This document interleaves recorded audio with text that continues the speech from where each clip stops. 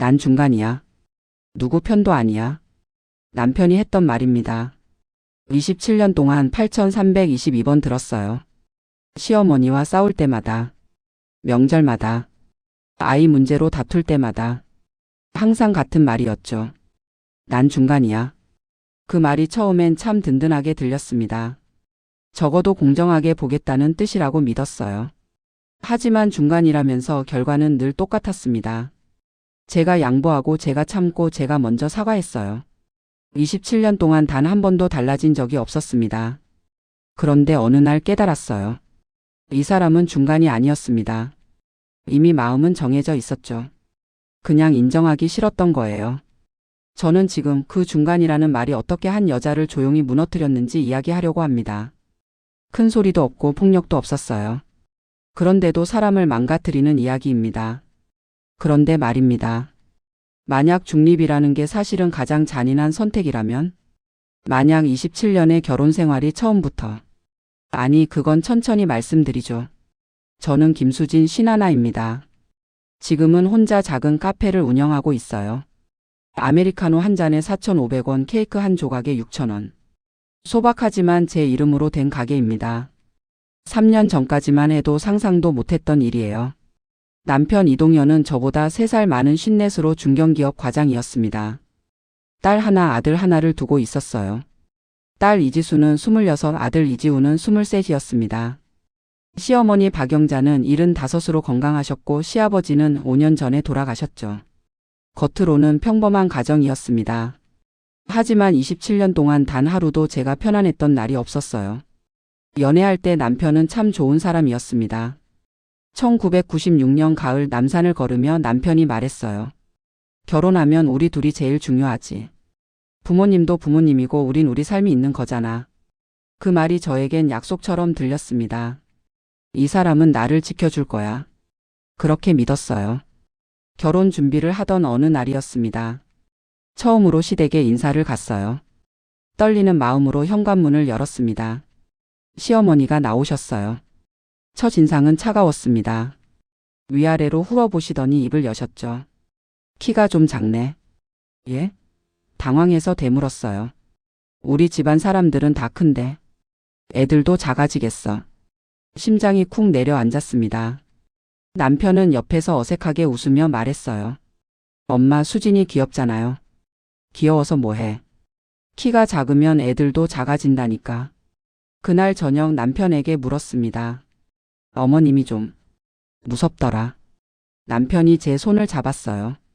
엄마 성격이 좀 그래. 근데 마음은 좋으셔. 걱정하지 마. 내가 다 알아서 할게. 그 말을 믿었습니다. 결혼식 날 아침이었어요. 화장을 하고 있는데 시어머니가 들어오셨습니다. 드레스 너무 화려한 거 아니야? 첫 마디였어요. 이건 제가 고른 건데요.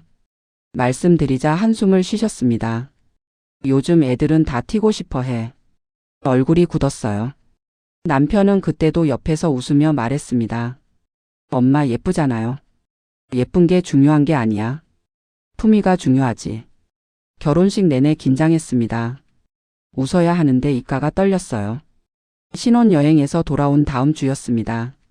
시어머니가 전화를 하셨어요. 주말에 와서 청소 좀 해. 청소요? 놀라서 되물었습니다. 너 이제 우리 집 며느리잖아. 당연한 거 아니야? 남편에게 말했죠. 여보, 이번 주말은 좀 쉬고 싶은데. 남편의 얼굴이 미묘하게 변했습니다. 그 정도는 해줄 수 있는 거 아니야? 그때 처음으로 느꼈어요. 뭔가 이상하다는 걸. 토요일 아침 9시에 시댁에 도착했습니다. 시어머니가 나와 계셨어요. 늦었네. 9시라고 했잖아. 시계를 봤습니다. 정확히 9시였어요. 하지만 아무 말도 하지 못했습니다. 청소할 곳을 가리키셨어요. 방 3개, 거실, 주방, 화장실 2개. 오늘 중으로 다 해. 저녁 6시까지. 혼자요? 물었더니 당연하다는 표정을 지으셨습니다. 남편은 거실에서 TV를 보고 있었어요. 같이 하면 안 돼? 물었습니다. 남편이 리모컨을 내려놓지 않고 대답했어요. 나는 집에 왔는데 왜 일을 해야 돼? 그날 저녁 8시에 집으로 돌아왔습니다. 허리가 끊어질 것 같았어요. 손에는 물집이 3개나 생겼습니다. 남편이 물었죠. 수고했어. 피곤하지? 네, 정말 힘들었어요. 대답하자 남편이 말했습니다. 그래도 엄마 기분 좋으셨대. 잘했어. 그 말에 뭔가 이상했습니다. 제 기분은 묻지 않더군요. 3개월 후 임신 소식을 알았습니다. 시어머니께 전화로 말씀드렸어요. 어머님, 아기 생겼어요. 잠시 침묵이 흘렀습니다. 아들이겠지? 아직 모릅니다. 대답하자 한숨 소리가 들렸어요. 아들 낳아야 해. 우리 집안은 아들이 중요하니까. 그날부터 부담감이 시작되었습니다. 입덧이 심했던 어느 날이었어요. 화장실에 엎드려 토하고 있는데 시어머니가 전화했습니다. 오늘 와서 김치 좀 담가줘. 지금은 몸이 안 좋아서요. 말씀드렸더니 목소리가 차갑게 변했어요. 임신했다고 공주병이야? 나도 임신했을 때 다 했어. 남편에게 말했습니다. 여보, 오늘은 정말 못 갈 것 같아. 남편이 한숨을 쉬었어요. 엄마가 서운해하시면 어떡해. 제 몸은 안 서운해요. 처음으로 따졌습니다. 왜 그렇게 예민해? 남편이 짜증을 냈어요. 임신하면 다 저러나? 그날 결국 시댁에 갔습니다. 김치를 담그다가 어지러워서 주저앉았어요. 시어머니가 한숨을 쉬었습니다. 요즘 애들은 약해도 너무 약해. 저녁에 집에 돌아와 울었습니다. 남편은 옆에서 핸드폰만 보고 있었어요. 출산 예정일 2주 전이었습니다. 병원에서 검사를 받았어요. 의사가 말했습니다. 딸입니다. 시어머니께 전화로 말씀드렸습니다. 어머님, 딸이래요. 침묵이 흘렀어요. 그리고 한숨 소리가 들렸습니다. 딸이야? 그럼 또 낳아야겠네. 가슴이 철렁했습니다. 아직 한 명도 안 낳았는데요. 딸 하나 가지고 끝낼 순 없잖아. 아들 낳을 때까지 낳아야지. 그날 밤 남편에게 말했어요. 나 더 이상 못 낳을 것 같아. 남편이 저를 봤습니다. 엄마가 아들 원하시잖아. 나는요? 내 의견은요? 왜 그렇게 이기적이야? 남편의 목소리가 높아졌어요. 그때부터 입을 다물게 되었습니다. 딸 지수를 낳던 날이었습니다. 진통이 시작되어 남편에게 전화했죠. 여보, 빨리 와줘. 알았어, 금방 갈게. 그런데 오지 않았습니다. 결국 혼자 나왔어요. 진통 12시간 혼자였습니다. 남편은 출산 6시간 후에 도착했어요. 미안, 회의가 정말 길었어. 거짓말인 줄 알았습니다. 술 냄새가 났거든요. 산후조리원은 가지 못했습니다. 비싸다고 남편이 말했거든요. 집에서 혼자 조리했어요. 산후 3일째 지수가 밤새 울었습니다. 저도 울면서 아기를 안고 있었어요. 남편은 옆방에서 코를 골았습니다. 문을 두드렸습니다. 여보, 좀 도와줘. 피곤해. 내일 출근해야 한다고. 대답하고는 다시 잠들었어요. 그날 밤 거실 소파에 앉아 생각했습니다. 이게 내가 꿈꾸던 결혼 생활인가? 지수가 100일이 되던 날이었습니다. 시어머니가 오셨어요. 이제 둘째 준비해야지. 아직 지수가 너무 어려서요.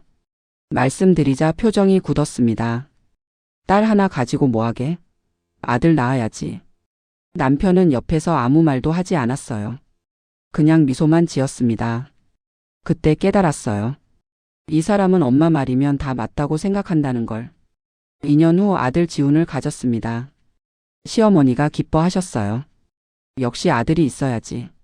지수는 어떡해요? 물었더니 당연하다는 표정을 지었습니다.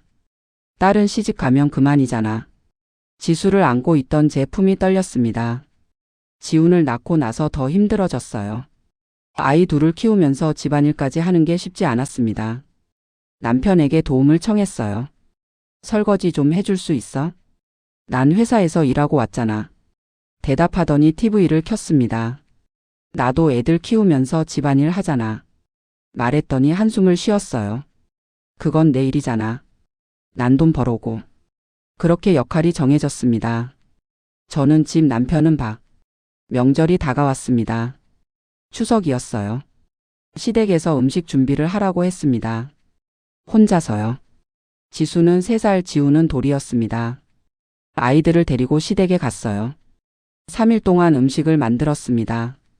지수가 울면 얻고 요리하고 지훈이 보채면 젖을 물리고 요리했어요. 명절 당일 손님이 20명 왔습니다. 저는 아침 6시부터 밤 11시까지 부엌에 있었어요. 제사를 지내는 동안에도 설거지를 했습니다. 남편은 손님들과 웃으며 이야기하고 있었어요. 밤 11시 마지막 설거지를 끝냈습니다. 남편이 들어왔어요. 고생 많았어. 그리고 잠들어 버렸습니다. 저는 부엌 바닥에 주저앉아 울었습니다. 소리 없이요. 그런 명절이 27년 동안 54번이었습니다. 지수가 초등학교에 들어가던 날이었어요. 시어머니가 전화했습니다. 지수 학원은 보내지 마. 왜요? 놀라서 물었습니다. 딸은 공부 많이 시켜봤자 소용없어. 돈 아까워. 하지만 지훈이는 학원을 4개나 보냈어요. 영어, 수학, 과학, 피아노. 한 달에 120만 원이 들어갔습니다. 지수가 물었어요. 엄마, 나는 왜 학원 안 보내줘? 가슴이 찢어졌습니다. 미안해, 지수야. 엄마가 돈이 없어서. 괜찮아요. 지수가 웃으며 말했어요. 저는 혼자 공부할 수 있어요. 그날 밤 남편에게 말했습니다. 지수도 학원 보내주자. 남편이 고개를 저었어요. 지훈이 교육비도 빠듯한데. 지수도 내 딸이잖아. 왜 지훈이만? 남편이 짜증을 냈습니다.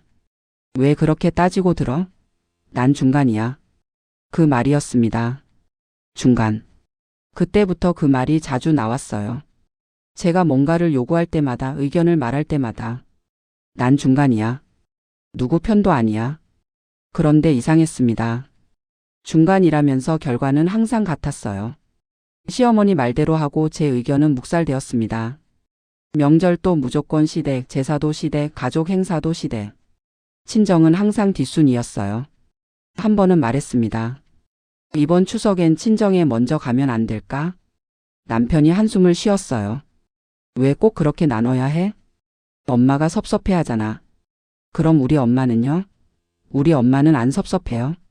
내 엄마는 이해하시잖아. 남편이 당연하다는 듯 말했습니다. 그때 깨달았어요.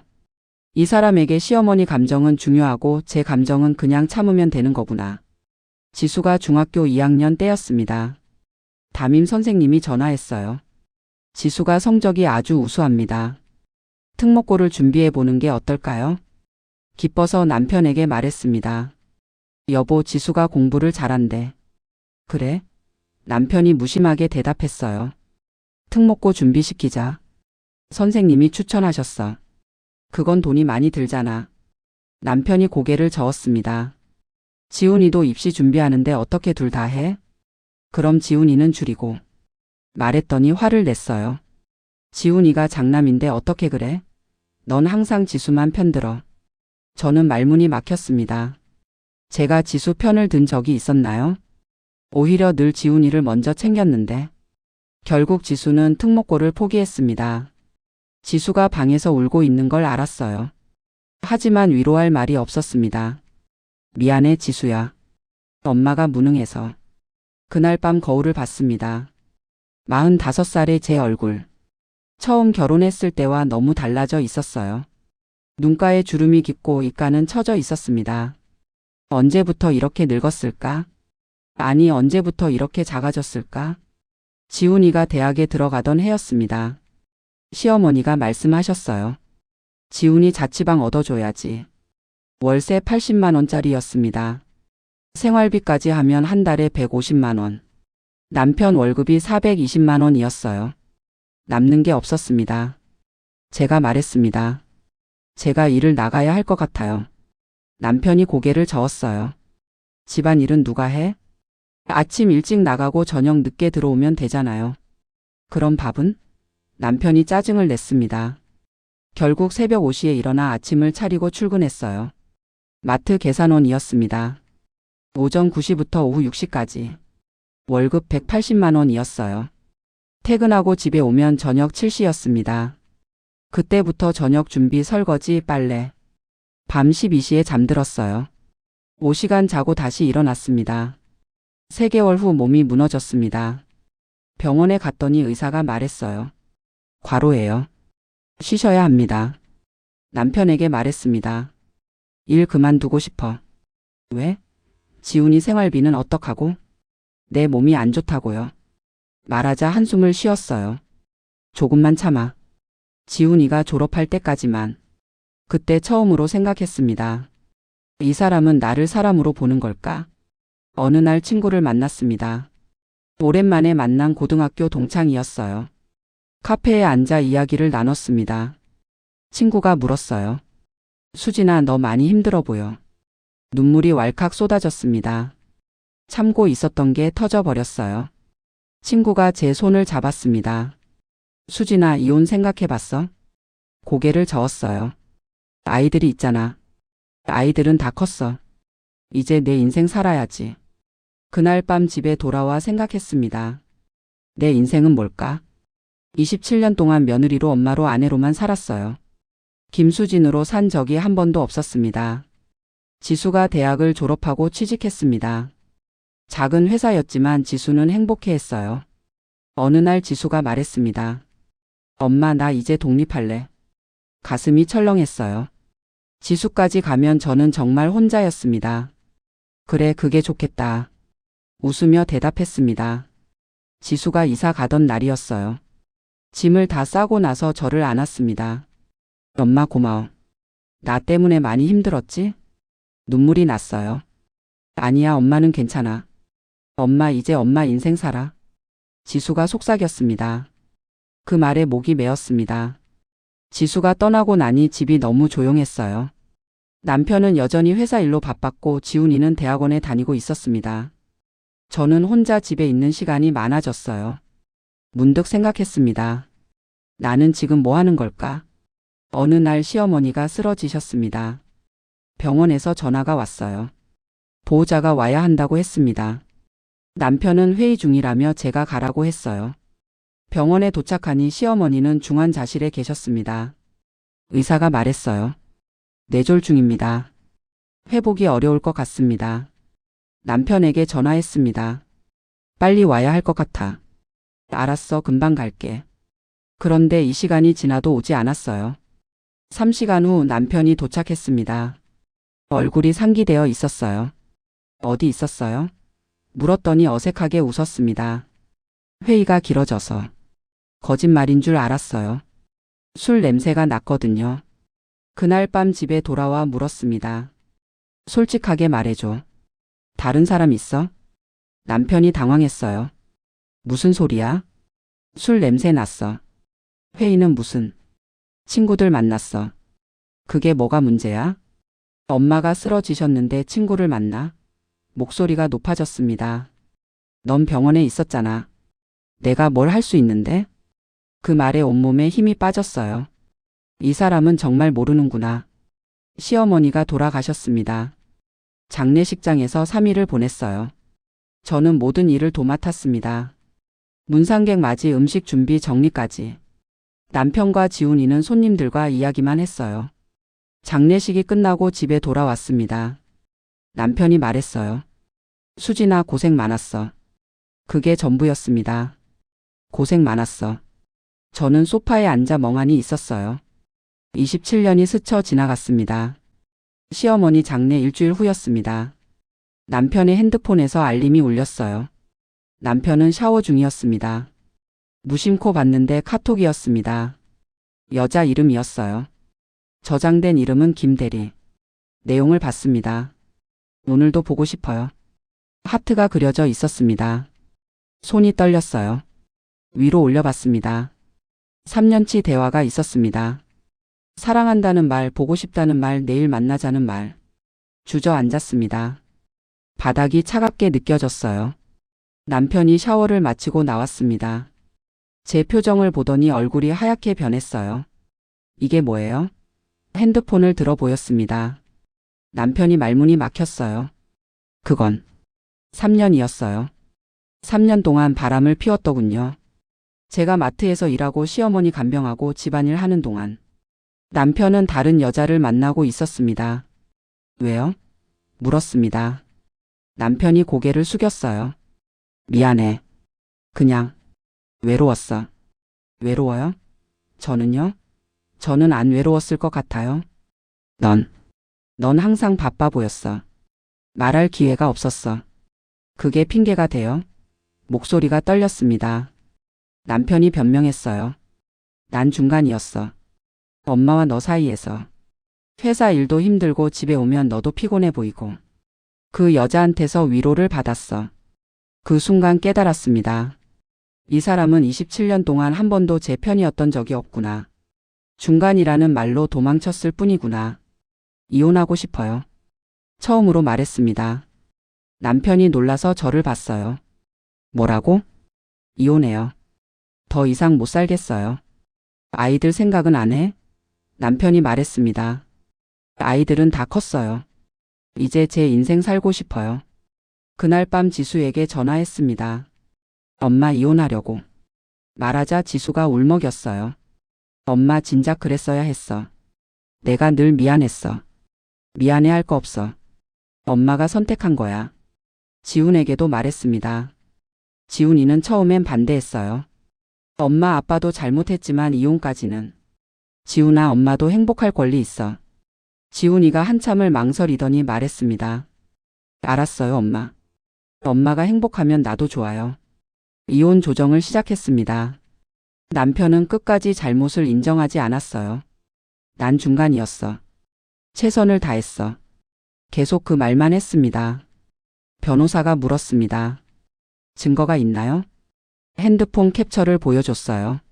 3년치 대화 내용이었습니다. 6개월 후 이혼이 확정되었습니다. 위자료 3천만 원을 받았어요. 많지 않았지만 괜찮았습니다. 집은 남편이 가져갔습니다. 저는 작은 원룸으로 이사했어요. 짐을 다 풀고 나니 속이 시원했습니다. 27년 만에 처음으로 제 공간이 생긴 거예요. 혼자 살기 시작한 첫 주는 어색했습니다. 아침에 일어나도 차릴 밥상이 없었어요. 밤에 자려고 해도 확인할 게 없었습니다. 그런데 2주차부터 달라졌어요. 아침에 일어나 제가 먹고 싶은 걸 먹었습니다. 밤에 자고 싶을 때 잤어요. 누구 눈치 볼 필요가 없었습니다. 한 달 후 작은 카페 자리를 발견했어요. 조건이 좋지는 않았습니다. 하지만 제 힘으로 할 수 있을 것 같았어요. 위자료에 제가 모아둔 돈을 보탰습니다. 총 5천만 원이었어요. 카페를 열었습니다. 수진의 카페. 첫날 손님이 3명 왔어요. 많지 않았지만 행복했습니다. 일주일 후 손님이 조금씩 늘기 시작했어요. 맛있어요. 분위기 좋아요. 손님들이 말했습니다. 그 말이 저를 살아있게 만들었어요. 지수가 카페에 놀러 왔습니다. 엄마 진짜 좋아 보여. 이렇게 환하게 웃는 엄마 처음 봐. 그래? 웃으며 대답했습니다. 응, 엄마 행복해 보여. 나도 기뻐. 지훈이도 왔어요. 처음엔 어색해했습니다.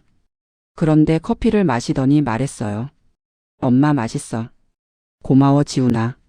엄마 미안해요. 그동안 엄마 마음 몰랐어요. 괜찮아.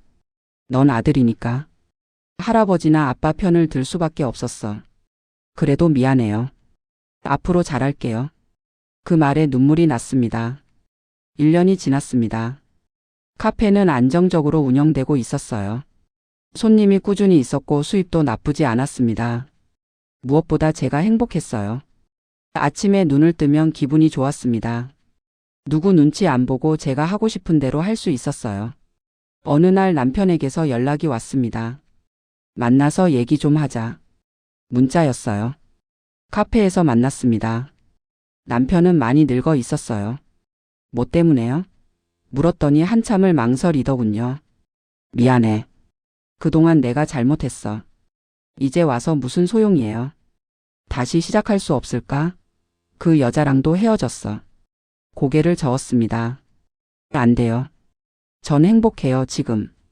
남편의 얼굴이 굳었어요. 그래도 우리 27년을. 27년이요? 그 27년 동안 당신은 한 번도 제 편이 아니었어요. 난 중간이었다고. 남편이 말했습니다. 아니요.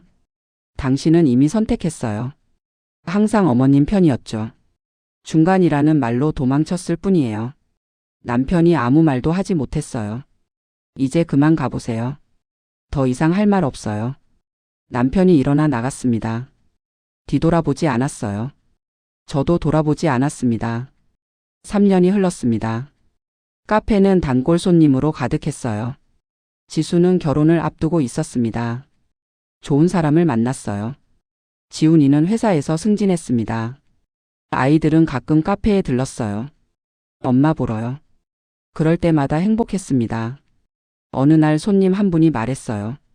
사장님, 여기 분위기가 참 좋아요. 따뜻해요. 고맙습니다. 웃으며 대답했습니다. 사장님 웃는 얼굴을 보면 힐링돼요. 그 말에 가슴이 뭉클했어요. 27년 동안 한 번도 들어보지 못한 말이었습니다. 거울을 봤습니다.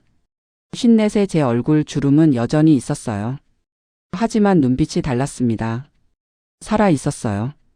혼자가 외롭지 않냐고 묻는 사람들이 있었습니다. 외롭지 않아요. 대답했어요. 혼자인 게 외로운 게 아니에요. 곁에 있어도 혼자인 게 더 외로운 거죠. 구독자 여러분, 중간이라는 말을 조심하세요. 중립은 때로 가장 잔인한 선택입니다. 왜냐하면 그 말 뒤에는 이미 정해진 편이 있기 때문이에요. 곁에 있는 사람이 정말 중간인지 아니면 이미 선택을 했는지 한번 생각해 보세요. 그리고 기억하세요. 혼자 서는 게 무섭다고 나쁜 관계를 붙잡고 있을 필요는 없어요.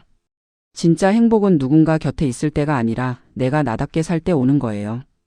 인생은 언제든 다시 시작할 수 있습니다. 51에 시작한 제 인생처럼요. 여러분도 포기하지 마세요. 오늘 이야기가 작은 위로가 되셨길 바랍니다. 좋아요와 구독 부탁드립니다. 감사합니다.